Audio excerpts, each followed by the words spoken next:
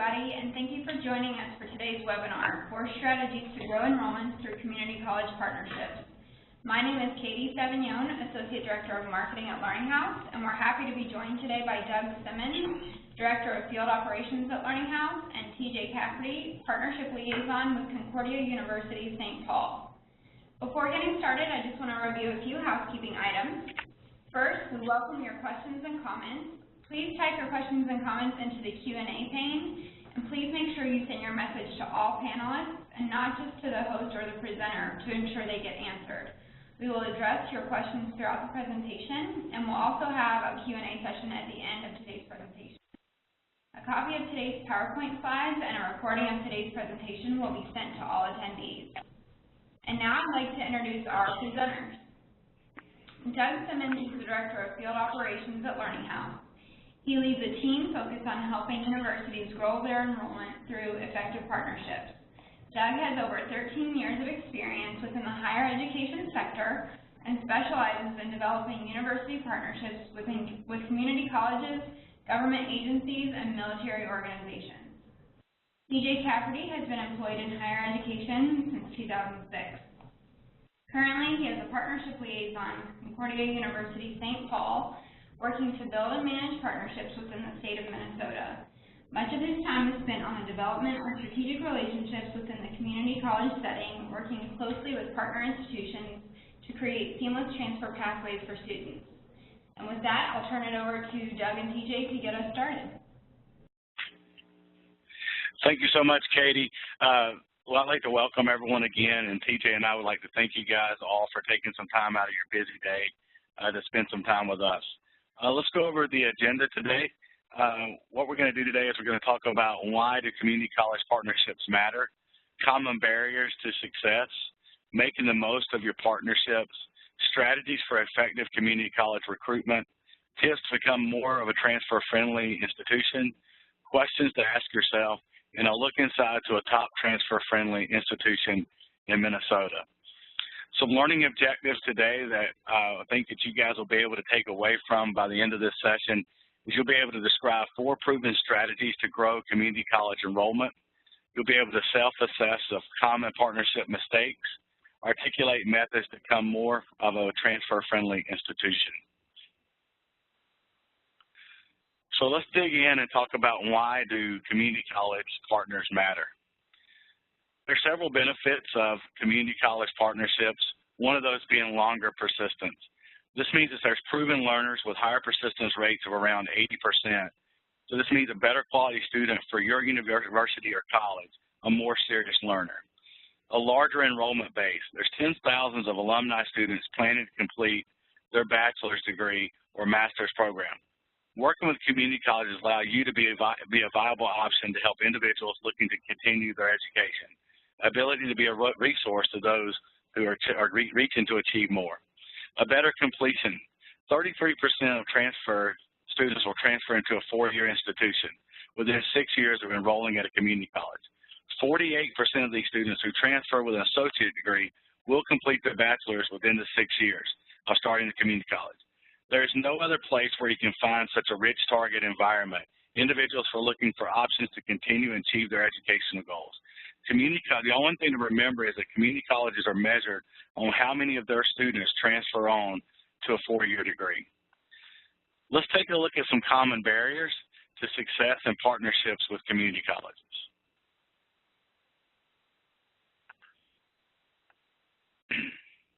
So find the partnership that works for you. It's critical that your community colleges you work with value the partnership as much as you do. This way, you want to make sure that the partnership is viable to them as you. So by choosing the right partner, it'll ensure that all parties are invested and you're viewed upon as just not another university or college, but a true resource to those students. Let's think about long-term. Think long-term. It takes a long time to build a quality relationship with a community college. It's important to remember that this is not a short-term goal, that you have to go in thinking that it's going to take a while to be a long-term goal and that it's just not a quick fix. And then it's also important to find a value for different programs. You have to determine which programs are a good match for your institution. Cast your nets deep and wide, ensuring that you can help as many students transfer as possible. Don't be a program snob. Don't think that your programs are better than others.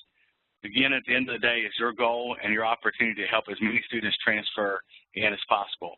And being able to determine which programs are a good fit allows you to help as many students as possible. Let's take a look now at thinking of articulation agreements alone are enough. That's a common mistake within the community college arena.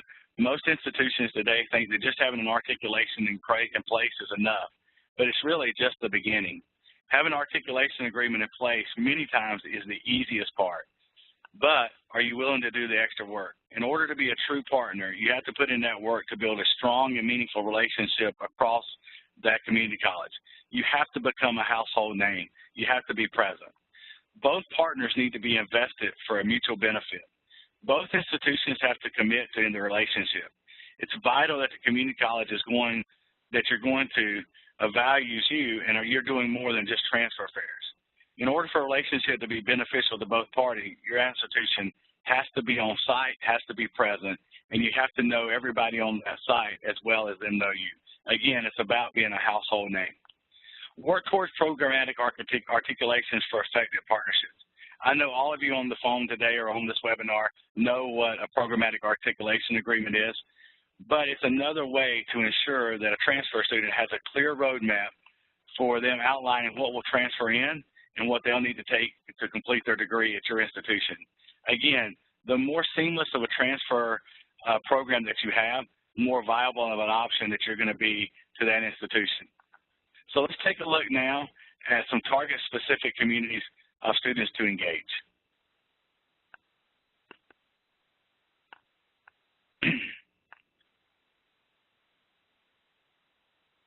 Specific communities or programs or groups that are good match for the institution based on the program match and needs for the transfer students. So what's important here is to take a look and figure out what communities are important for you, whether it be alumni, whether it be a specific group or a program. It's important for you to understand which communities make the most sense for you to target. That way you can begin to build a plan to ensure that you're marketing to those students and engaging with them. Find what works for your ideal transfer student. You have to understand what works for the ideal transfer student. It's important to remember that all needs for every student are not the same. All students come from different walks of life, and they all have different needs and wants, and it's important that you understand what they want and what they need to ensure that you can help them in the most seamless transfer way possible.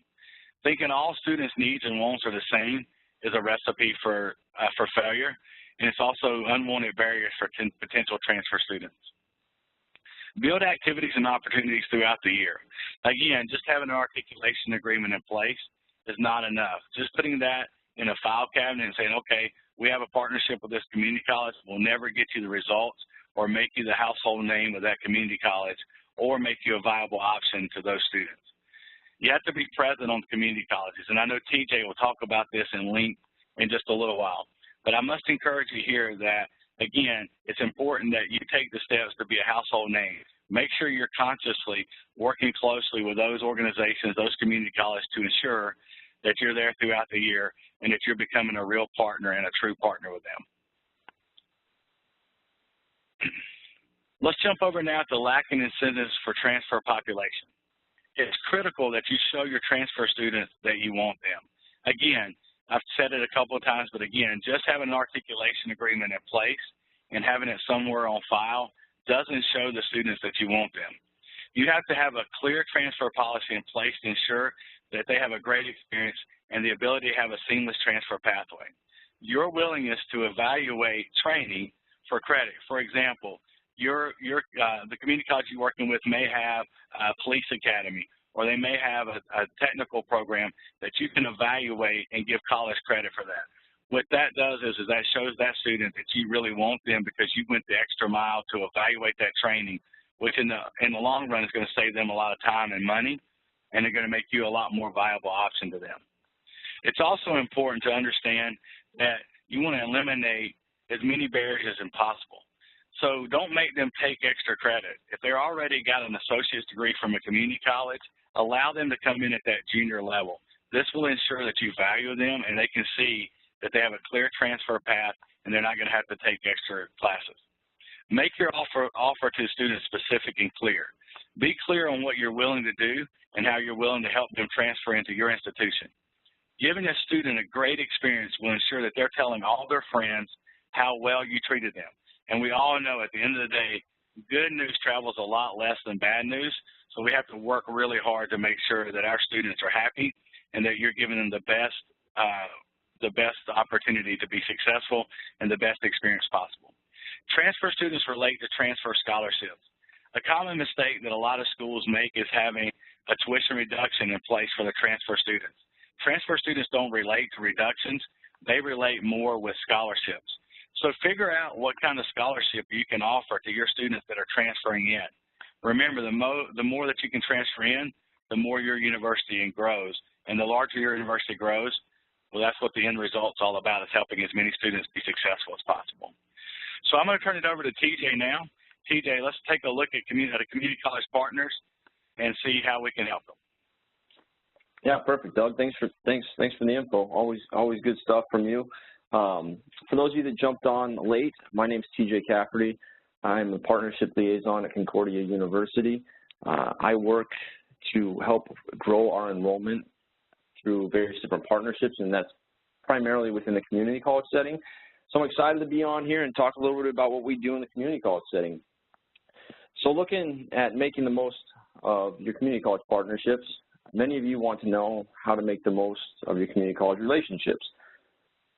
Well, I'm going to tell you that the answer to this question is pretty simple.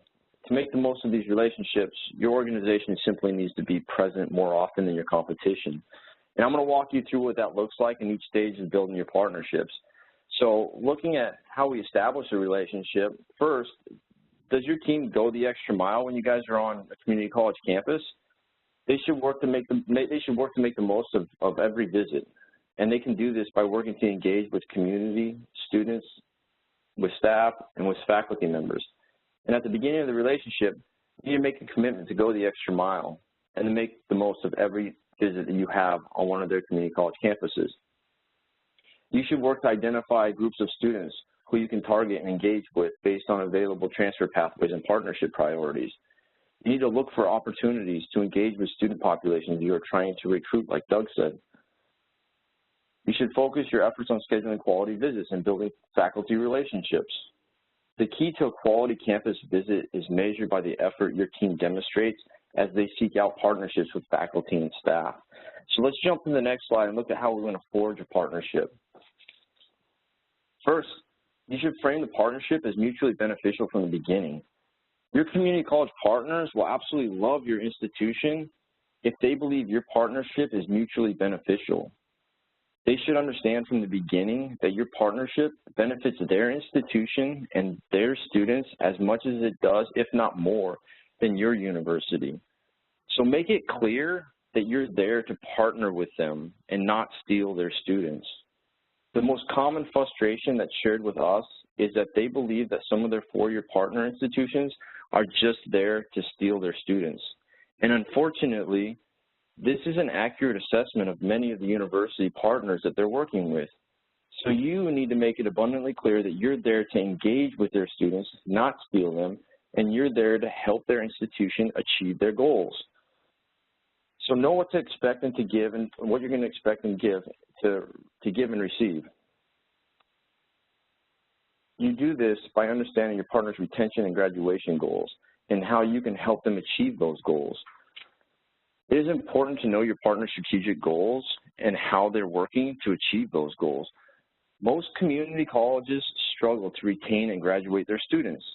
They're fighting quite the battle to retain their students. And to top it all off, a lot of these community college partners, their enrollment trends continue to slide downward.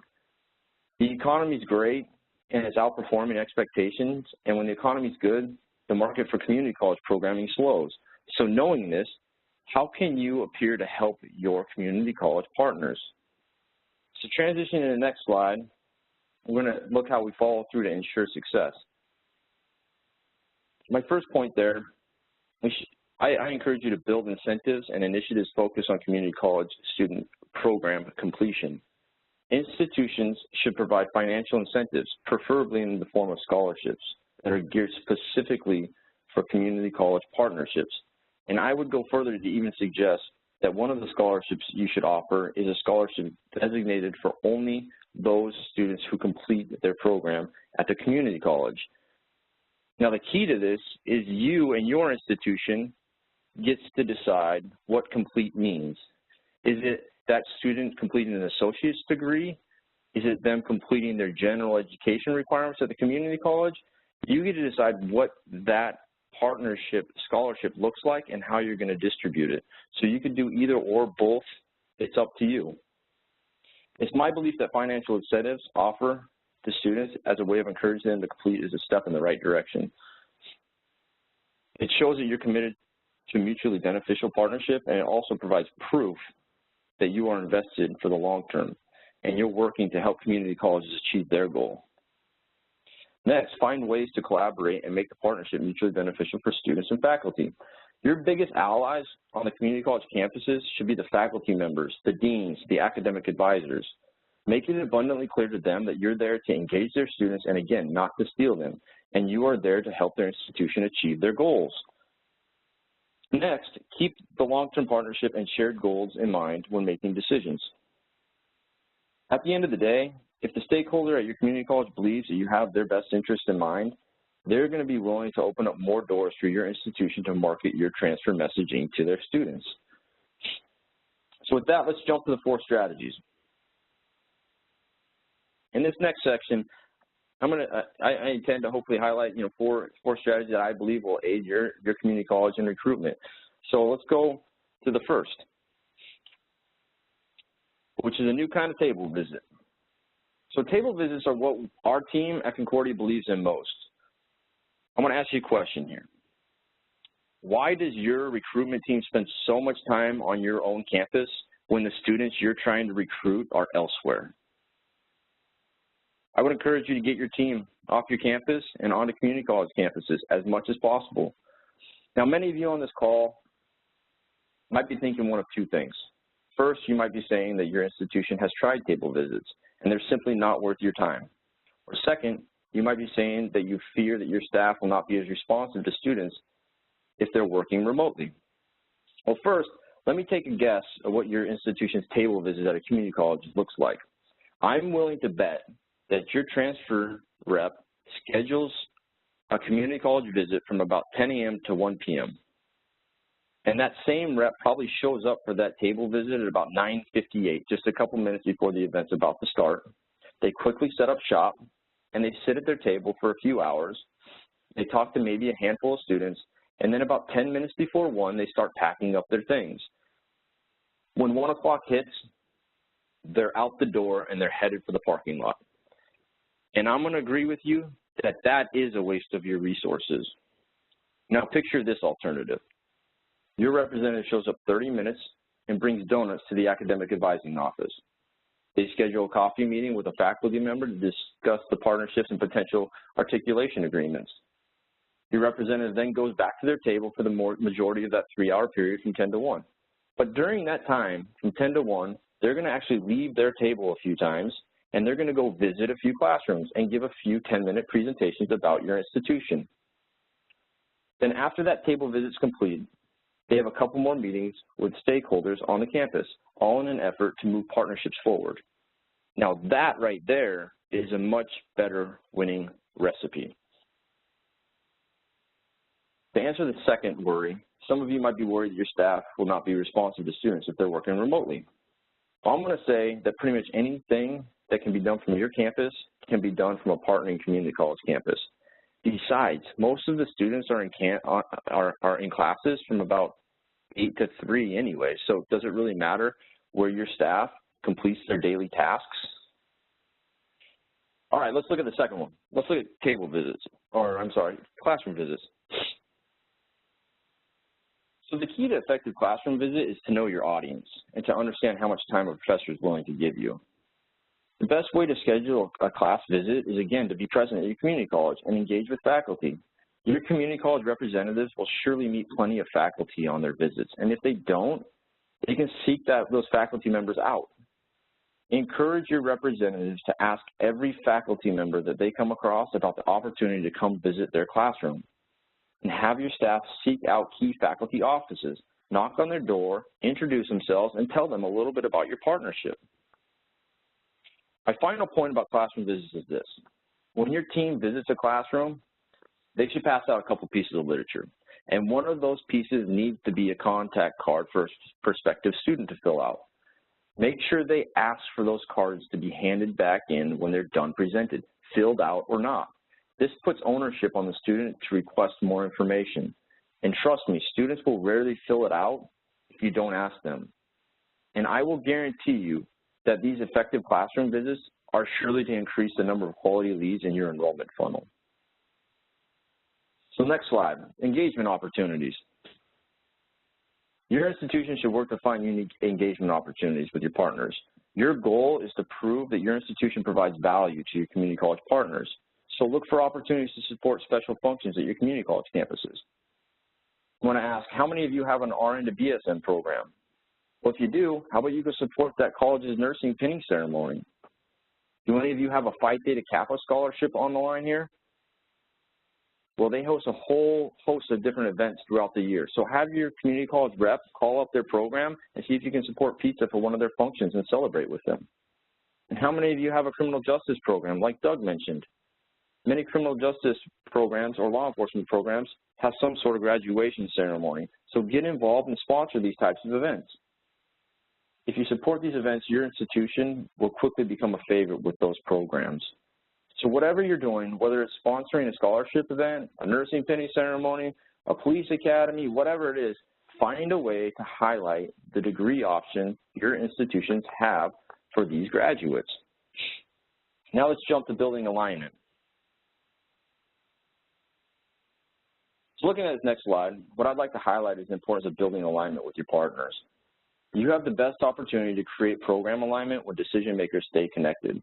When deans, faculty, and other leaders from both campuses are in contact with one another, there is a higher likelihood your institution will accept more community college programming. Don't simply look at courses based on numbers such as 100, 200, or 300 level courses. Instead, look at outcomes and learning objectives for course equivalencies or substitutions. Acceptance of credit goes a long way in building strategic alignment. The more programming that you accept into your bachelor degree programs, the more value the community college offers to its students. Work to encourage your leaders to do a better job of accepting transfer credit into your institution. So what do we do with all this information? I would encourage you to collaborate with your community colleges. The more collaborative you are with your partners, the more opportunity you will have to recruit their students, plain and simple. You must work to build their trust, and that starts by helping them achieve their goals. Okay, so I know that we said 4 strategies, but let's just jump to a bonus strategy here, targeted messaging. We're gonna look at a different point of view here. I thought, we throw a bonus strategy in here about creating targeted messaging because it's something that we do a lot. Targeted messaging can mean different things to different people, but to our team, we want to quickly and effectively reach a designated population with a message that's relevant to them. So who's our target population? Well, that depends on the message we're trying to send. For example, we usually always work to send out graduation messaging to our community college soon-to-be graduates. We want to congratulate them on a job well done and encourage them to explore Concordia for the next step in their educational journey. And the fact is, we wouldn't have the opportunity to send that message out if we didn't have such a strong relationship with our community college partners. And so audience can also be targeted through a whole host of other opportunity and channels like social media channels, email, text message campaigns, or countless other options. All right, so let's look at tips to become more transfer friendly. I want to review some of the specifics that we talked about regarding becoming transfer friendly. You should put an emphasis on some of the resources you might already be offering to your transfer students. If you offer a free application, transfer of credits, maybe you help them request their transcripts, whatever those resources are, highlight those things. But at the end of the day, these students want to know 2 things, how much and how long. How much is the bachelor's degree going to cost them, and how long is it going to take them to achieve it? So we do everything we can on our end to provide those answers as quickly as possible. Let's look at creating preferred pricing for graduates. Doug mentioned it, and so I hope it sank in because I'm going to mention it again. If you're not offering a specific pricing tuition reduction to your community college students, what are you offering them? Having a scholarship based on successful completion of community college programming will help you engage with your community college partners because they see you as helping their college achieve their goals. It will also add value to community college transfer students. Providing a specific tuition discount to transfer population will make your institution appear more affordable, plus it will make the student feel rewarded in the accomplishments they've achieved. Your commitment to program alignment can help students finish faster and pay less for their programming. Obviously, your institution exists to sell programming, and I'm not here to suggest that you need to give the house away. However, you will sell more credits, and more students will be transferring because of the seamless pathways that you build with your community college partners. Also, consider offering programming on the community college partner campuses. This is a great way for you to promote your programming and increase your access to specific student populations. We host our bachelor's degree program at a number of our community college partner campuses. To be honest with you all, we look for programs where there's a lot of program alignment, programs where students can come close to meeting our institution's residency requirement. This allows us to promote the program alignment and the transfer friendliness of our institution. So if you're not offering programming on your partner campuses, I would strongly suggest this as something your institution should explore because it builds strong bonds with your community college partners. Let's jump to creating transfer pathways now. So pathways, this is something that's taking center stage in Minnesota as all the public two-year colleges have created pathways with the four-year state colleges and universities. Something to note here is that the Minnesota State System Office has left the private schools out of their pathway efforts. And as you might guess, many private institutions are fearing the outcomes of this alignment. But we want to make the most of this opportunity and present Concordia as a better transfer option to their pathway efforts.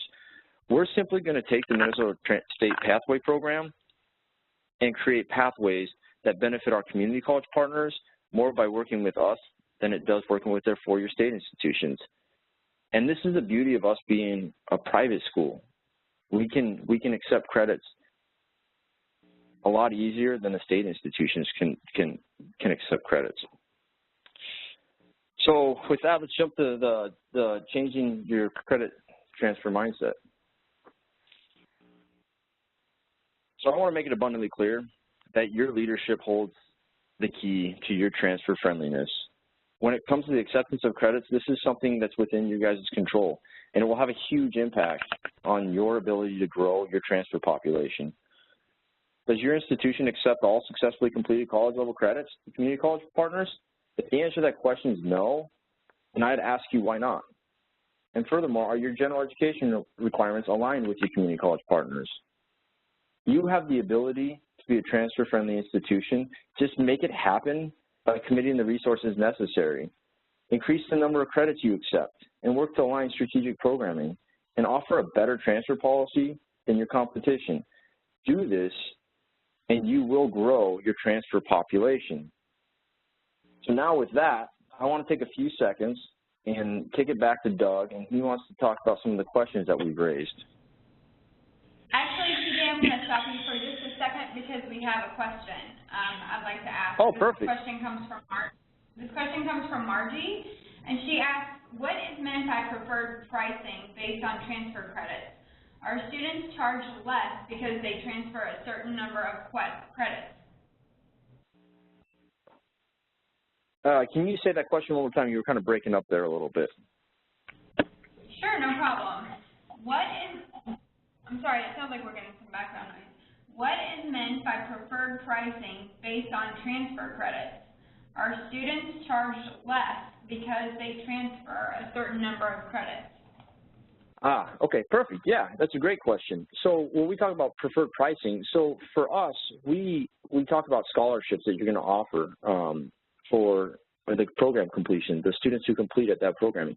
So at Concordia, what preferred pricing means is, you know, they're gonna actually be paying less tuition as a graduate of one of our partner institutions. They have preferred pricing because they get that scholarship for completion. So it actually reduces their credit total or their cost per credit hour because they're a partner, or they're coming from one of our partner schools and they've completed. So they get preferred pricing over other students who are not partnered with any of our institutions.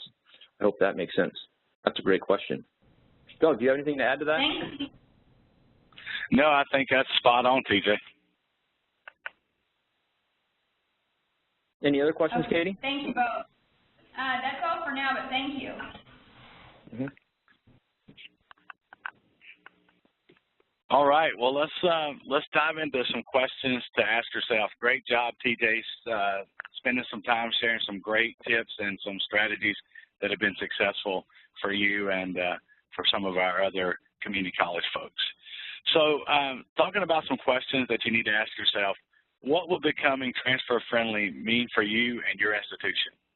Transfer-friendly means the ability to be a true viable option for those students wanting and needing to transfer into a four-year institution. Remember, we talked about it earlier, a target-rich environment for you. They're going to go somewhere, so why not you? How many credits are you accepting? Remember, the critical thing is to allow them to come into a junior college or even accept more credits. The more you allow them to bring in, the more appealing you're going to be. Create a number that is fair to your organization and to your students. What is your residency requirement? Again, make it fair to you and your students, but also make it appealing to your students. That way they'll see you as more of a viable option. Where's your admissions team working currently? TJ talked about the importance of being taking a look and doing just more than transfer fairs and doing table visits. While you're there, you got to build those relationships, casting those nets deep and wide. Do you have a team already of folks that are out there working? If so, how can you maximize their efforts to ensure that you're becoming a household name? Where are the students that you want? Determine what community colleges you want to work with and focus on building a strong, meaningful relationship with them. Again, try not to be a community college snob or a program snob. The benefit here is, again, trying to reach as many students as you can and being a viable option for you. Why should community college students consider your institution? Well, that is the golden question today. Why you? You have to ask yourself that tough question.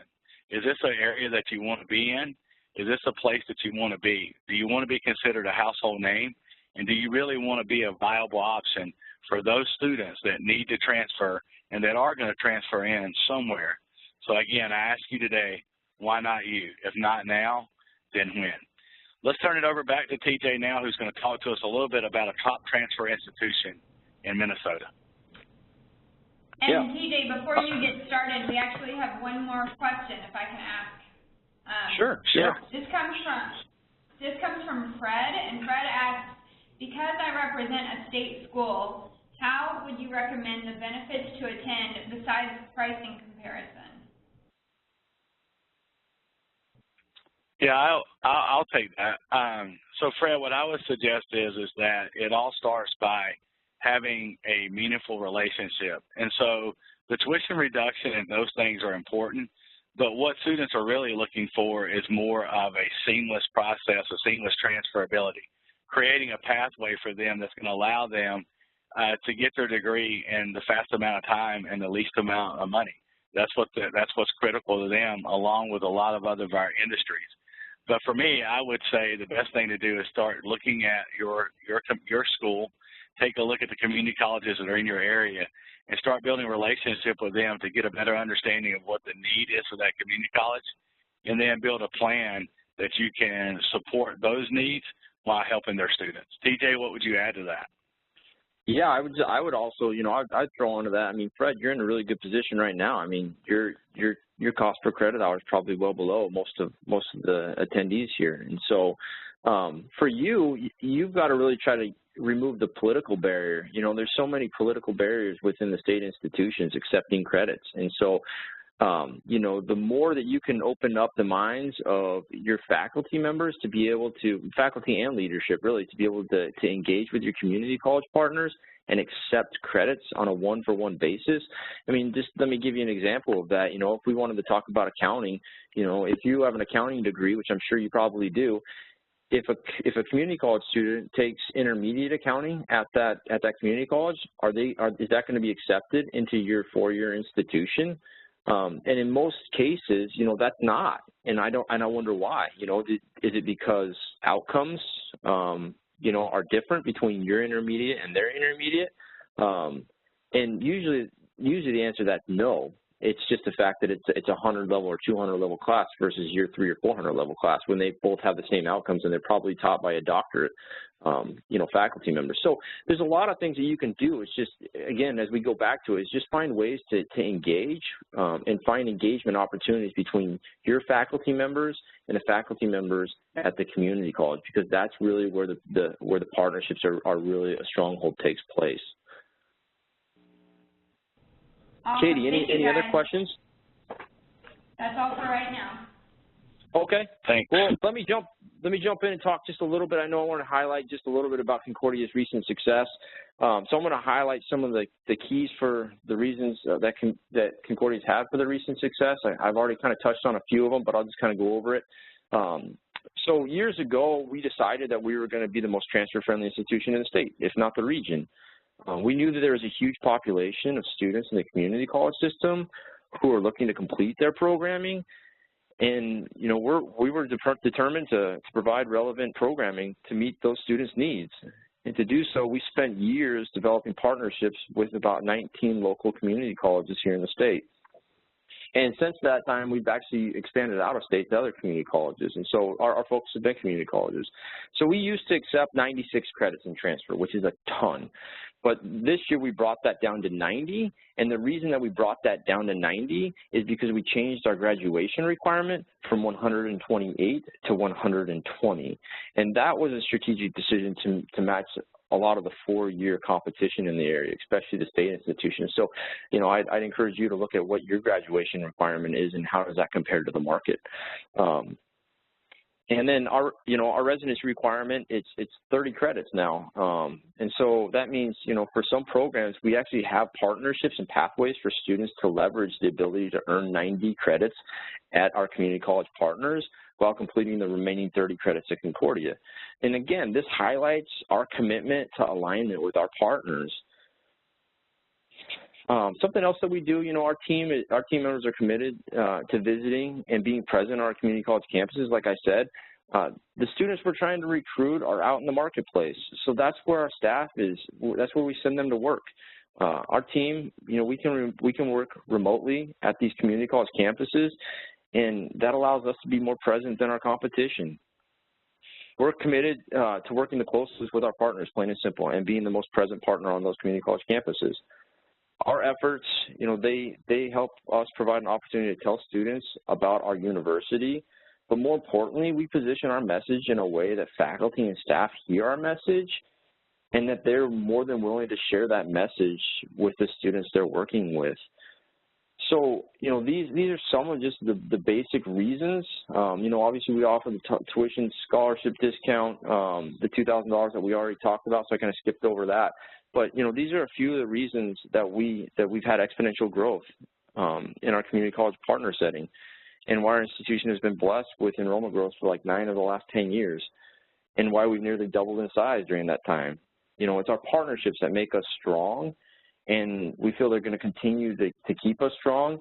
And I honestly feel like anybody on this call, you know, partnerships, especially community college partnerships, you know, they can make you strong as well. So that's my message. And I know I kind of flew through a lot of information there, and I'd love to, you know, obviously stay on and hopefully answer some calls or some questions. So I'll turn it back over to you, Katie, if there's any other questions. Hey, real quick before Katie jumps on, one of the things I wanted to say is I have the privilege of watching TJ and the team do this on a regular basis, and I think one of the things that really makes them stand out and why they are you know, viewed upon one of the most transfer-friendly universities in Minnesota is the fact of watching this team go out and build strong relationships, not only with professors and deans, but also with the transfer with the counselors. And so getting them to understand what you do and how that you can help the students, I think is just another critical part,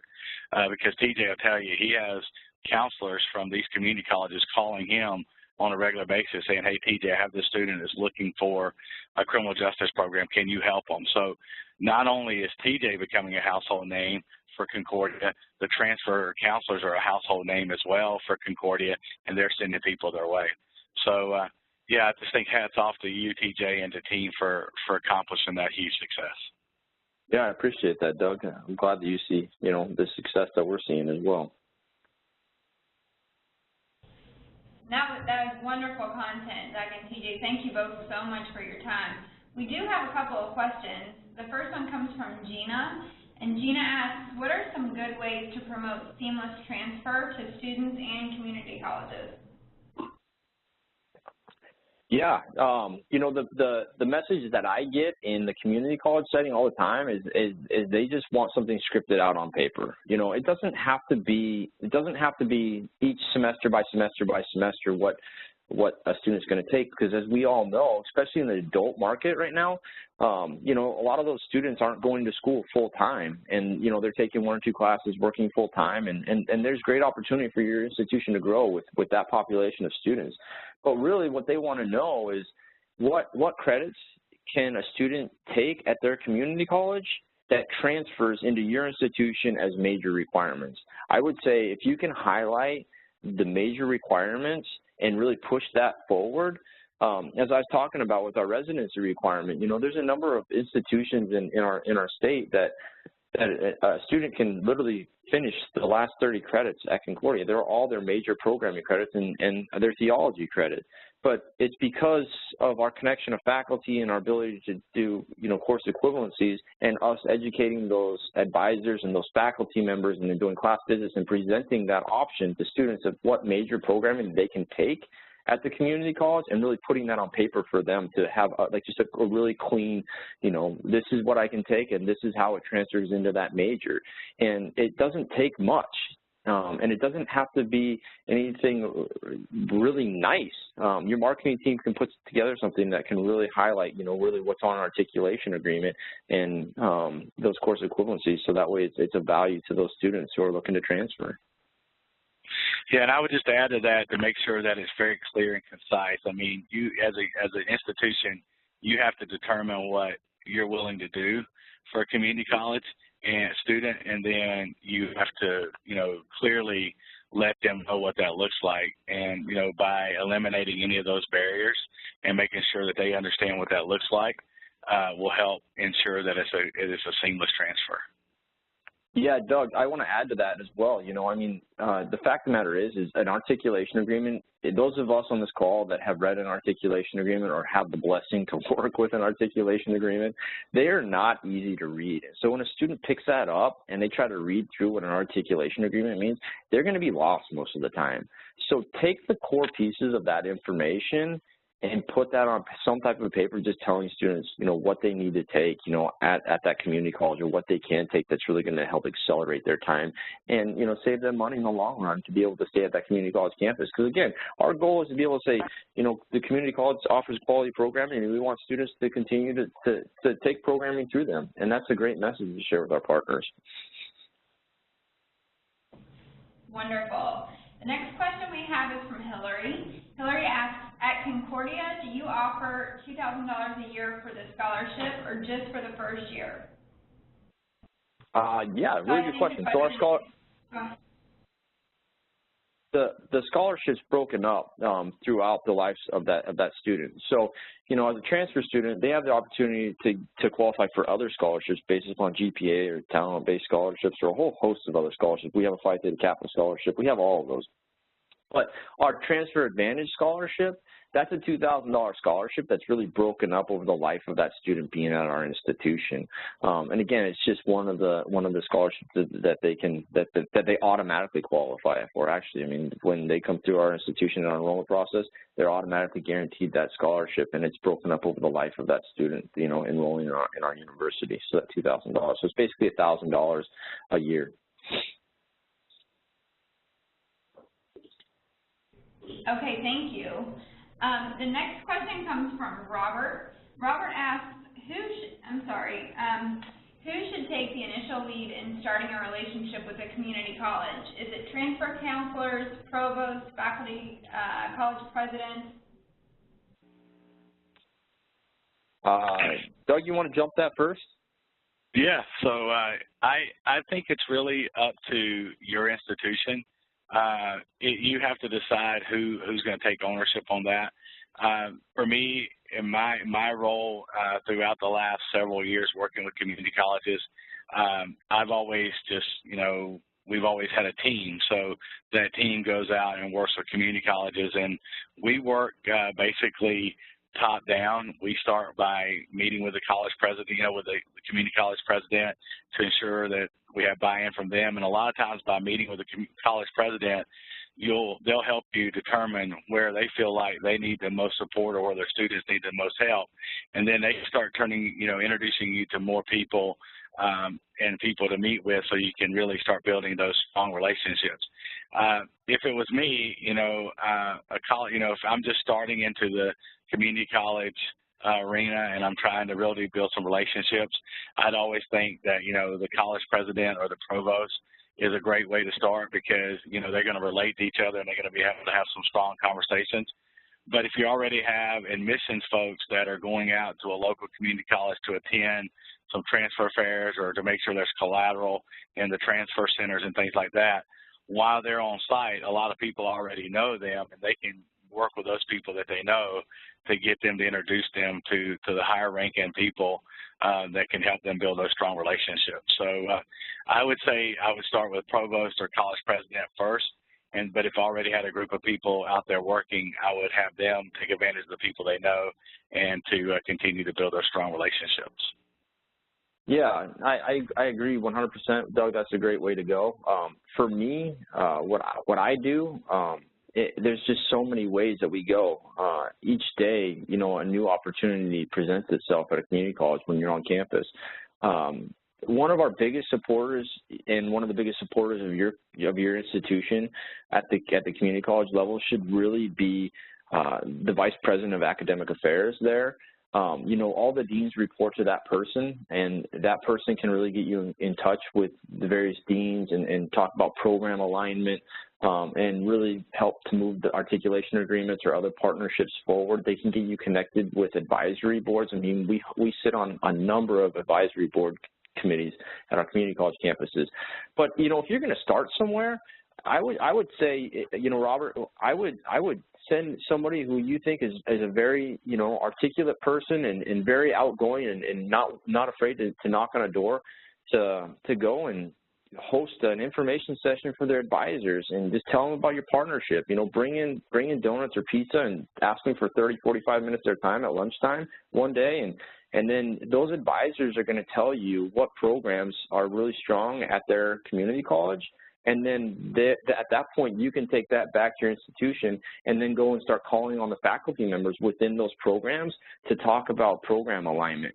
And I'm telling you, and I tell people this all the time, that you'll be very surprised at what a cup of coffee will do for your institution. So arm whoever your representative is with a credit card to be able to go and buy a cup of coffee with a faculty member. Just give them the resources needed to go and have a cup of coffee or bring some coffee or some donuts here and there, because again, you're providing value to them, but it's just supportive. It's a way to engage in conversation, and those conversations are going to take you to future partnership opportunities. I hope that made sense. Yeah, no, yes, that does. Thank you both.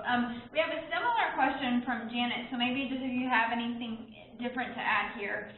Janet asks, what do you feel is the best approach to contacting a community college to break the ice? And who would I reach out to at a community college first to get started? Yeah, well, here, I'll give you an example of something that we just did. We just finalized a partnership agreement with a technical college in Wisconsin, and the way that relationship started was, one of my colleagues was at a conference, and we have a pulmonary science program. It's a leadership program. It's kind of geared towards our health sciences programming that we offer, and they talked about alignment with their respiratory therapy program. So I followed up with a phone call to that person this summer, that faculty member. Of course, they were out, but they shot me an email saying, hey, I'm out of the office, but I'll be back in periodically. I'll give you a call. Well, I kept following up with him, and he called me back. And next thing I know, here we are about 4 or 5 months later, and we just signed a partnership agreement with that institution last week. And so, really it can start anywhere. And if I were you, I'd just look for program alignment and then start calling on those faculty members to see if they're interested in what your university or your college has to offer them in transferability and the ability to really align programming or even create programming with your community college partners. I mean, we've done that a number of times. If you look at Concordia's programming, we've increased the amount of programming we offer, and a lot of that is geared towards, our community college partners. We do respiratory therapy leadership, pulmonary science leadership. We do, radiological technology leadership, and we wouldn't have those programs if it weren't for our community college partners that provide such quality program that we can then offer a bachelor's degree on top of. So, just look for the opportunities from those people that are out and about at different engagement activities in the community. That's great, TJ. Thank you. Doug, do you have anything else to add? I would just say the only thing to add to that is that you got to get a good understanding of the community college system that you're working with.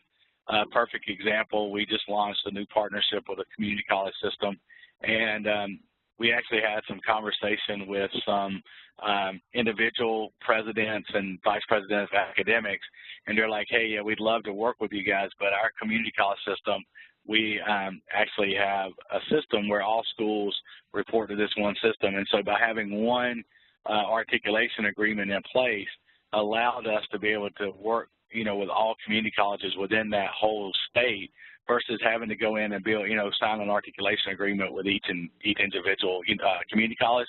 And by having that one in place, when we went out and started reaching out to the vice president of academics at the other community college, we were able to say, hey, we already have an articulation in place with the district, and this is what that means, and we'd love to work more closely with your individual community college to see how the best way. So you got to get a good understanding of what your community college is looking for. Some of them may tell you to start with their district level, and some might say, hey, yeah, we do, we're standalone and we do our own thing, so come in.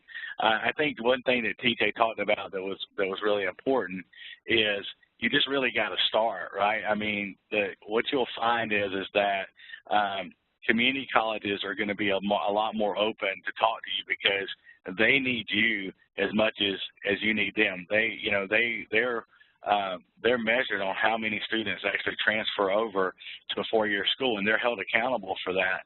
And they're looking for true opportunities and true transfer opportunities for those students to help them. So when you go in as a resource, but also go in with a plan to make sure that you're going to be able to help them in the best way possible. That's great. Thank you both so much.